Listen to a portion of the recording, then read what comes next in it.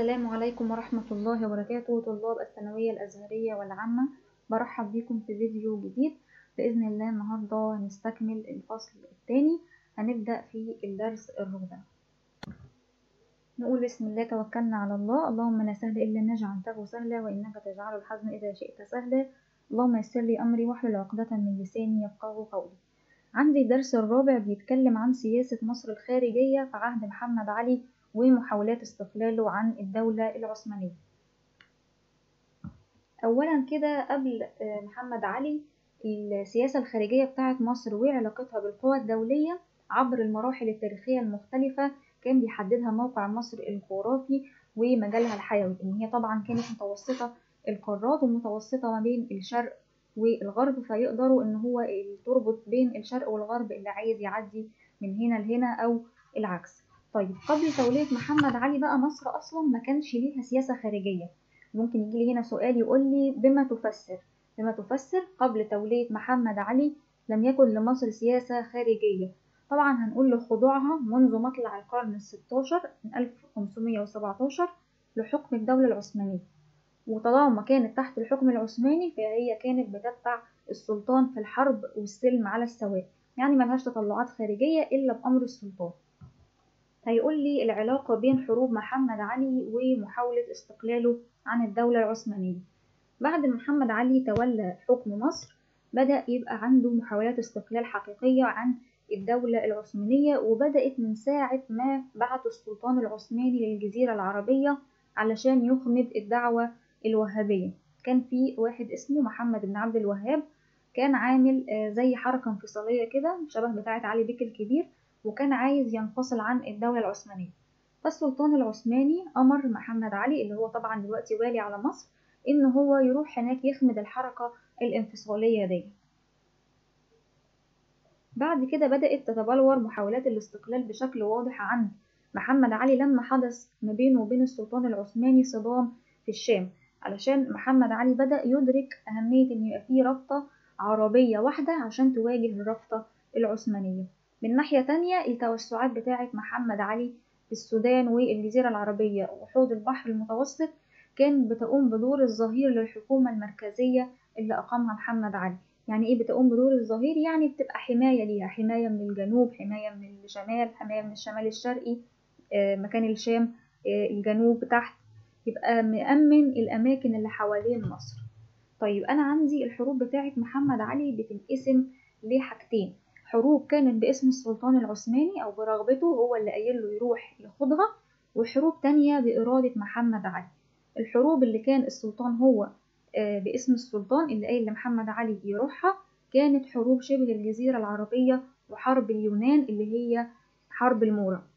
الحروب بقى اللي بإرادة محمد علي كانت ضم السودان وضم الشام والأناضول. أول حرب هيقودها محمد علي باسم السلطان العثماني اللي هو بعته فيها هتبقى حروب شبه الجزيرة العربية، ودي كانت من 1811 ل 1819 اللي هي قلنا الحركة الانفصالية اللي كان عاملها محمد بن عبد الوهاب، والسلطان قال لمحمد علي إن هو يروح يخمد الحركة ديت. النتائج بتاعتها كانت توطيد مركز محمد علي ورفع قدره من تابع لحاكم مستقل. معناها كده إن خلاص هيبقى مستقل عن الدولة العثمانية؟ لأ طبعا، الجملة ديت معناها إن هو أعفى من الجزية السنوية، مبقاش حاكم مستقل خالص عن الدولة العثمانية، وأصبح لمصر وجود عسكري وسياسي في الجزيرة العربية، حيث أسند السلطان لمحمد علي مشيخة الحرم المكي والابن إبراهيم ولاية جدة. يبقى في كده دلوقتي تواجد عسكري وسياسي مصري في الجزيرة العربية. محمد علي حصل على مشيخة الحرم المكي، وابنه إبراهيم حصل على ولاية جدة. طبعا اتسع مجال مصر ليشمل الحجاز ونجد وعسير وجزء من اليمن ومن الخليج العربي، ادي هو توسع في الأراضي. كان للوجود المصري السياسي العسكري في شبه الجزيرة العربية دور مؤثر في تكوين الرابطة العربية لمواجهة الرابطة العثمانية. هنا عندكم في الملزمة دي طبعا الرابطة العثمانية مش العربية، فعدلوها. طبعا كانت بريطانيا بتراقب كل اللي بيحصل دوت بعين الحذر، اللي هو توسعات محمد علي، وشافوا ان هو بدأ يمثل خطورة على الطريق الامبراطوري بتاعهم، اللي هو الطريق الامبراطوري دوت اللي هو طريق مواصلاتها للهند، واحنا قلنا ان الهند اكبر واهم مستعمرة بالنسبة لانجلترا. فشافت ان تحركات محمد علي وتوسعاته ممكن ان هي تعاكس المصالح بتاعتها. هنا يجيلي سؤال يقول لي ارتبط ظهور فكرة الرابطة العربية لدى محمد علي في النصف الأول من القرن ال19 بإيه؟ احنا قلنا قبل كده النصف الأول من القرن يعني أول 50 سنة من القرن، يعني 1900 القرن ال19 تبقى 1801 ل 1850. طيب نشوف الاختيارات وإيه اللي ممكن يناسب النصف الأول من القرن ال19. عندي ارتفاع شأنه كحاكم مستقل لمصر، ولا معارضة الإنجليز لوجوده في شبه الجزيرة العربية، ولا القضاء على الحركات الانفصالية عن العثمانيين، ولا الحروب التي تمت بإرادة محمد علي.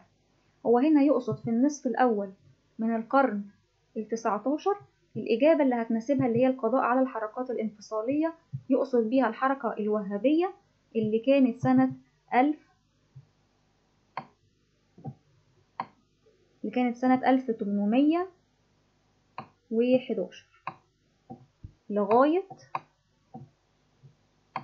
1819. يبقى ده النص الأولاني من القرن ال19 اللي هي حركة الانفصالية اللي كانت في شبه الجزيرة العربية.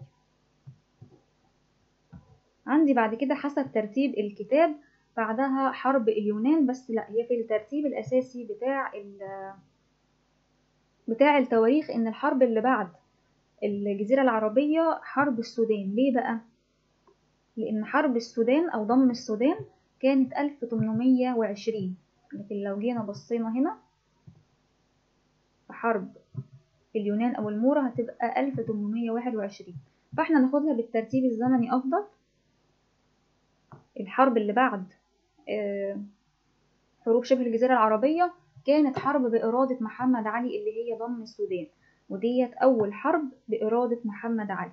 طيب الأهداف بتاعتها إيه؟ قال لك الأهداف بتاعتها متابعة المماليك الهاربين من مذبحة القلعة إلى دنقلة بالسودان. طبعا احنا قلنا إن مذبحة القلعة في ناس بسيطة نجت، فدول اتجهوا لدنقلة بالسودان، فكان من أهداف محمد علي إن هو يتتبع المماليك دول.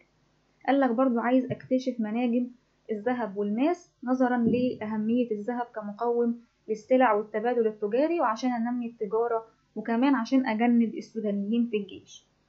تحقيق فكرة المجال الحيوي لمصر والامتداد الطبيعي لها من ناحية الجنوب.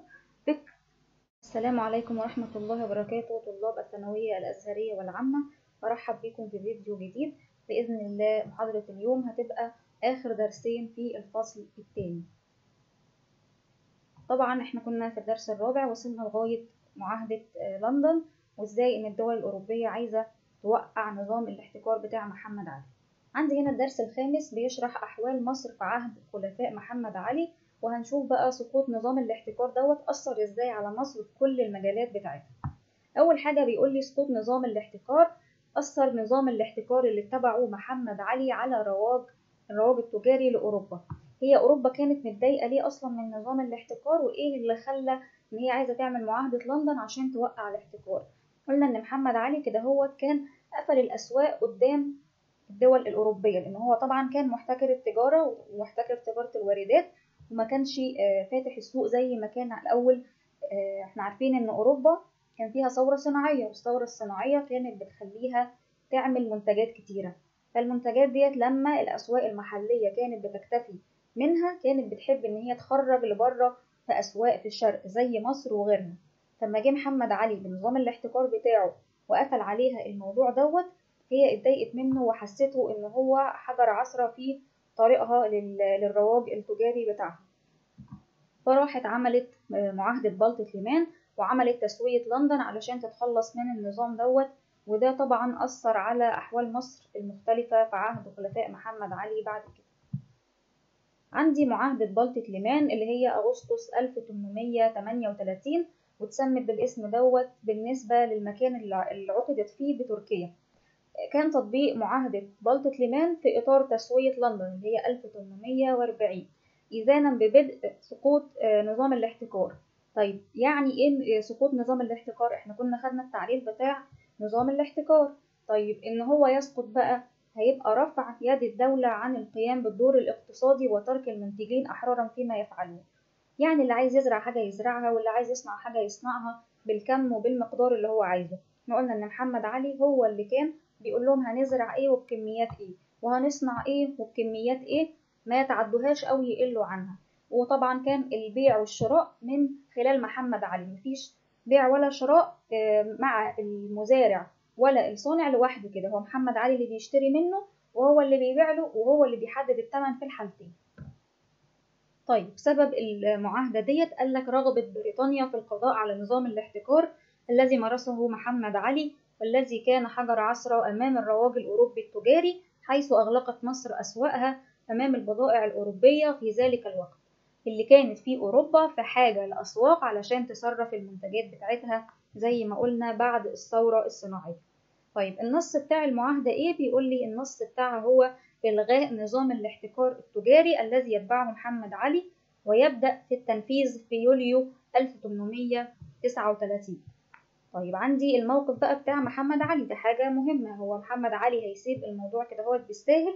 قال لك لا، هو رفض في البداية علشان كان عايز يحافظ على الإنتاج الداخلي في مصر، وبرضه يفضل قادر على تسويق المنتجات بتاعته في الخارج في إطار المنافسة. قلنا إن هو كان داخل في منافسة مع الدول التانية، وكان عايز المنتجات بتاعته هي اللي تاخد النصيب الأكبر أو المكانة الأعلى. فطبعا هو رفض المعاهدة ديت لأنها هتدمر له كل الاقتصاد وكل التنمية اللي هو كان عاملها.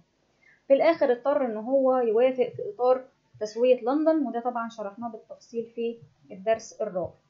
طيب إيه النتائج بتاعتها؟ طبعا سقوط نظام الاحتكار.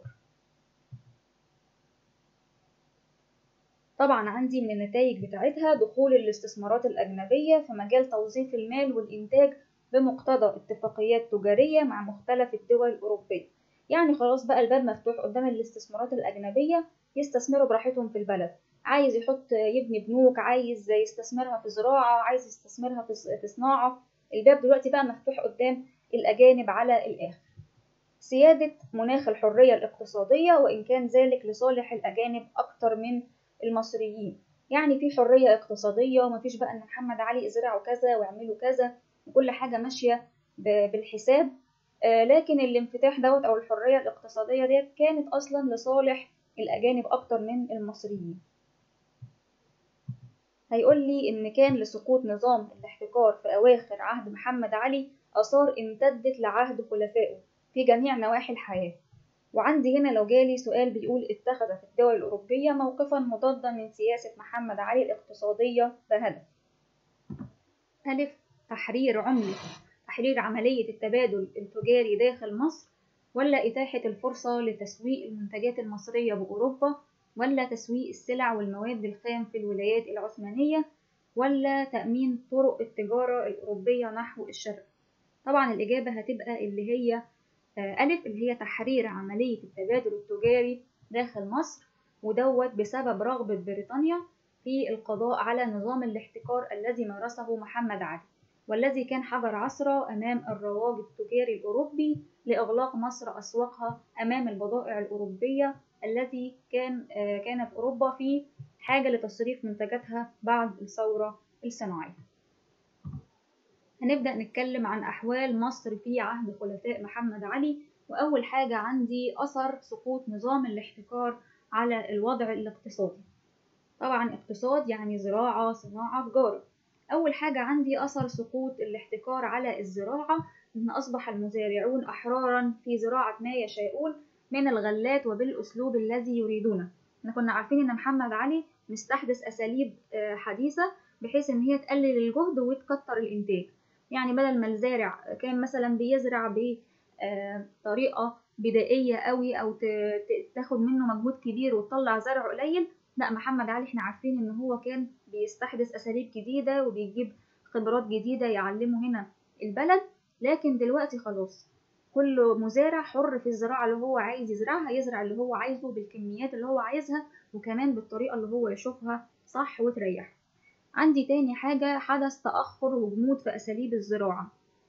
طبعا حصل تأخر وجمود في أساليب الزراعة لأن محمد علي هو اللي كان مستحدث أساليب حديثة وأساليب تساعد الفلاح على الجهد بتاعه يبقى أقل مع إن المحصول يبقى أكتر. ثالث حاجة، تم إلغاء ضريبة الدخولية التي كانت تجبى على الحاصلات والمتاجر المتبادلة بين أسواق القرى عند دخول السوق، وكانت 12% في عهد سعيد. طيب إيه هي ضريبة الدخولية؟ ضريبة الدخولية ديت بتدفع وإنت داخل السوق، يعني داخل بمنتجات هتحطها تعرضها في السوق، فوإنت داخل بتروح دافع الضريبة دي. يعني لو إنت داخل بمنتجات ب100 جنيه هيتاخد عليها ضريبة 12 جنيه. طبعا مين اللي اتضايق من الموضوع دوت؟ الأجانب، لأن الأجانب طبعا هم اللي عمالين ينزلوا السوق ويحطوا المنتجات بتاعتهم. فهل كل لما اجي اخش السوق يقول لي 12% ضريبة؟ فساعتها ضغطوا على سعيد علشان يشيل ضريبة الدخولية، عشان الأجانب كانوا متضررين منها. توسعت ملكية الأراضي الزراعية حيث تحولت من ملكية انتفاع فقط لحق في التوريث الأرض وهبتها أو وقفها. يعني احنا عارفين الأول ملكية الانتفاع والفلاح بس كان بيكون مجرد منتفع من الأرض، ملوش إن هو لا يورثها لأولاده ولا يعطيها هبة يعني هدية لحد، ولا يوقفها إن هو ما يحطها كده مثلا ما يعملش بيها أي حاجة. ده ما كانش موجود في الأول. لكن دلوقتي بقى ليه الحق في دوت. وده سببه ايه؟ ان هم عايزين استمرارية الزراعة. احنا الاول لما كنا بنوزع الاراضي على الفلاحين، ولو مثلا الفلاح مات بناخدها منه تاني. طب دلوقتي انا محتاج حد يزرع لي الارض، فعشان كده ادوله حق التوريث، عشان الفلاح لما يموت اللي بعده يورث الارض وبرضه تفضل الزراعة قائمة. بس طبعا ما كانتش ليه حرية تامة في الارض، يعني هو بيورثها وممكن يهبها يديها هدية او يوقفها، بس الدولة ممكن تاخدها منه في أي وقت. يعني لو الدولة حبت تاني تسترجعها هتسترجعها، ما كانتش لسه ملكية تامة. الملكية التامة هتيجي قدام. ازدهرت زراعة القطن في مصر، وارتفع ثمنه لاحتياج السوق الأوروبية ليه، خاصة إنجلترا.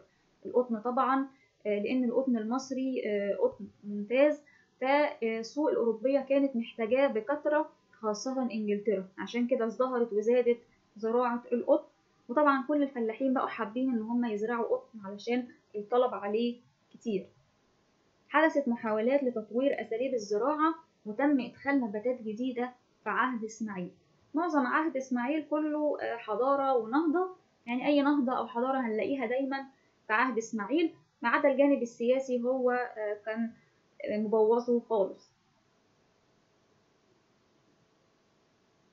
إصدار قانون المقابلة في أغسطس 1871 مع دخول الاستثمارات الأجنبية وانفتاح المجال أمام الإقراض من البنوك الأجنبية أيام حكم سعيد وإسماعيل.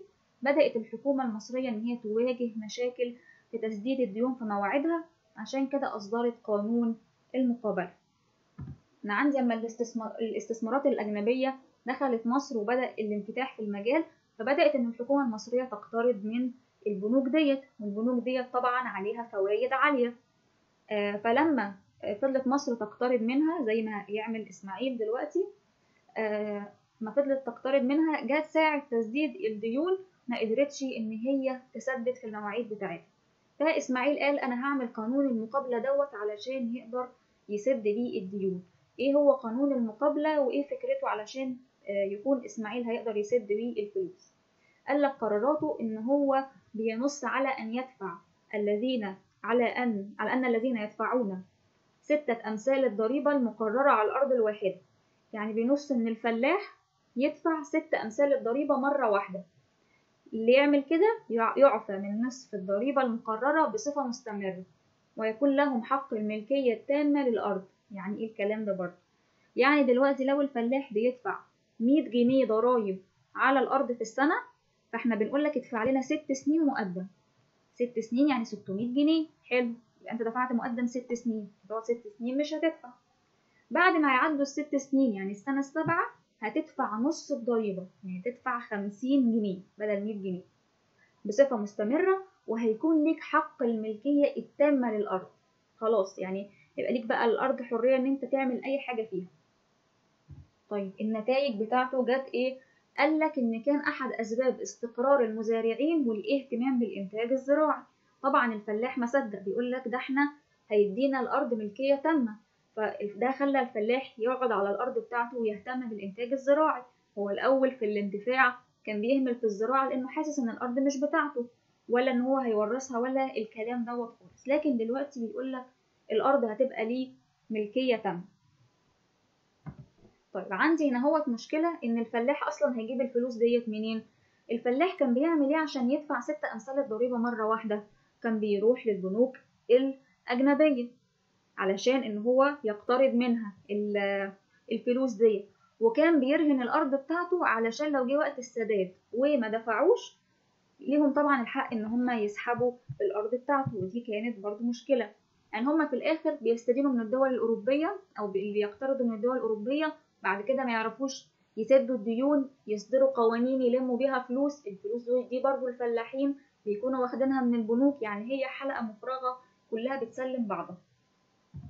عندي هنا سؤال بيقول تطورت ملكية الأرض الزراعية في مصر خلال القرن ال19 وأصبحت ملكيتها للفلاح ملكية مطلقة في عهد مين؟ طبعا هتكون في عهد الخديوي إسماعيل بسبب قانون المقابلة، أصبحت الملكية مطلقة للفلاح، هو ده اللي خلى الملكية تبقى للفلاح، قانون المقابلة. عندي أثر سقوط نظام الاحتكار على الصناعة، طبعا قلة إنتاج المصانع بتاعة الدولة بعد إغلاق معظمها، وتدهورت الصناعات الحرفية الصغيرة وكسدها واختفاء بعضها وخاصة في القاهرة، وذلك لعدم قدرتها على منافسة الإنتاج الأجنبي الذي بدأ يغمر السوق المحلية. وخلاص دلوقتي الصناعات الصغيرة واليدوية مش قادرة إن هي تجابه المنتج الأجنبي، لأن طبعا المنتج الأجنبي نازل بسعر نوعا ما مقارب للمحلي وأحسن منه بكتير. يعني عندي لو المنتج الأجنبي ب10 جنيه والمنتج المحلي ب8-9 جنيه، المشتري هيختار المنتج الأجنبي، والفرق بينه وبين المحلي بسيط في السعر لكن الخامة والجودة أحسن. طيب بالرغم من المظاهر بتاعة التدهور ديت، لكن كان في أواخر عهد عباس وأوائل عهد سعيد، دي يمكن لمحة من اللمحات البسيطة اللي هنلاقيها في ازدهار في العهدين دول. ازدهرت بعض الصناعات الحربية، وهنا ممكن يجيلي يقول لي بما تفسر.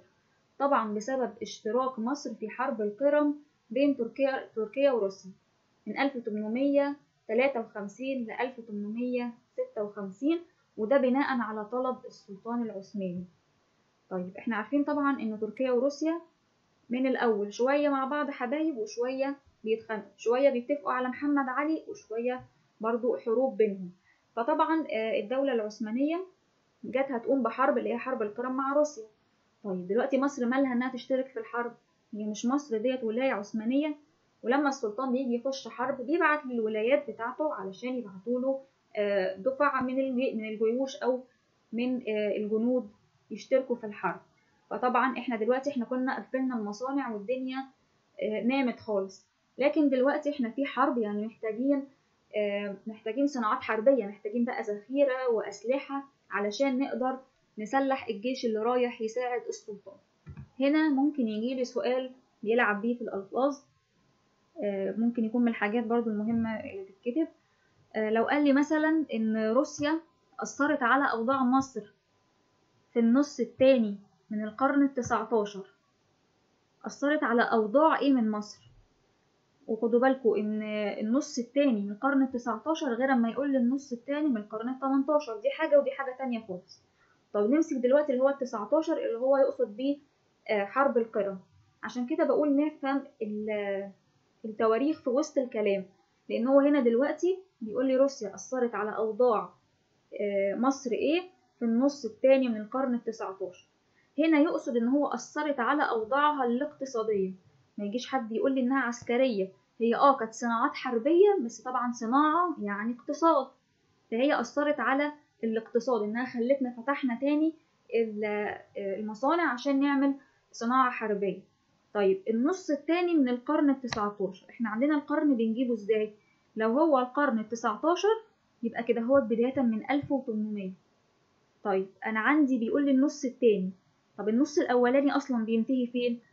احنا عندنا القرن ال19 يبقى هيبدأ من 1801 ل 1850، كده نص القرن الأول. هو بيقول لي نص القرن الثاني اللي هو طبعا بيبتدي من 1851 لغاية نهاية القرن اللي هو هيبقى 1899. طب أشوف حرب القرم أصلا عندي سنة كام؟ عندي حرب القرم 1853 ل 1856، يبقى دي عندي في النصف الثاني من القرن ال19. طيب لكن لو جه قال لي إن روسيا أثرت على مصر في النص القرن ال18، 18 يبقى يقصد اللي هي الموضوع بتاع، يبقى هنا يقصد بيها الحركة بتاعت علي بيك الكبير. برضو كانت في حرب بين روسيا وتركيا، ودوت خلى ان علي بيك الكبير يفكر ان هو ينفصل بمصر.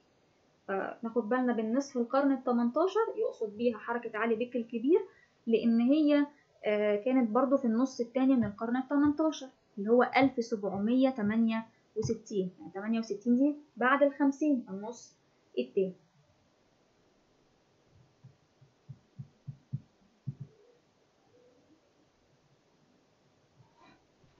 طيب في عهد إسماعيل استمر انتعاش الصناعات الحربية. طيب بما تفسر؟ قال لك بسبب زيادة عدد الجيش. إسماعيل بعد كده هيبدأ، احنا عندنا الجيش كان قل لغاية 18، بس ساعتها إسماعيل بفرمان من السلطان العثماني هيطلعوا تاني ل30,000. احنا طبعا عارفين ان هو نزل يمكن من 200,000 وبدأ ينزل لما كانوا حابين ان هم يعني يحصروا التوسعات والانتصارات بتاعة محمد علي. رفع القيود عن بناء المعدات الحربية، وده طبعا عكس اللي كان في معاهدة لندن، كان هما حاظرين ان هو يعمل معدات حربية، لكن هنا رفع القيود عن بناء المعدات الحربية حيث تجددت المصانع القديمة وأقيمت مصانع جديدة. يعني من الآخر كده إسماعيل بيحاول واحدة واحدة يفك القيود اللي هما الدولة العثمانية والدول الأوروبية بمعاهدة بالفرمانين بتوع 1841 ومعاهدة لندن 1840. إسماعيل بيحاول واحدة واحدة يفك قيد ورا قيد. عندي برضو انتعشت الصناعات التجهيزية زي حلج القطن واستخراج الزيوت ودبغ الجلود، وهي من اسمها تجهيزية، يعني مرحلة ما قبل الاستهلاك لسه بنجهزها. مثلا لما بناخد القطن، هل الناس بتلبس القطن كده ولا بياخدوه الأول ينظفوا القطن من الشوائب اللي فيه وبعد كده يعملوا خيوط قطنية وبعد كده نعمل قماش وبعد كده نعمل الملابس.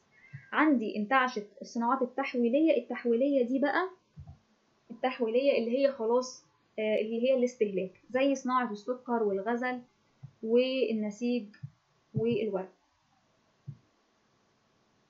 ممكن يجي لي هنا سؤال: توجد علاقة بين انتعاش الصناعات الحربية في مصر في عهدي عباس وسعيد والسياسة الخارجية للدولة العثمانية، التدخل الأجنبي في الصناعة المصرية، سيادة مناخ الحرية الاقتصادي، تمكن مصر من توفير التزاماتها؟ طبعا هتبقى ألف، السياسة الخارجية للدولة العثمانية.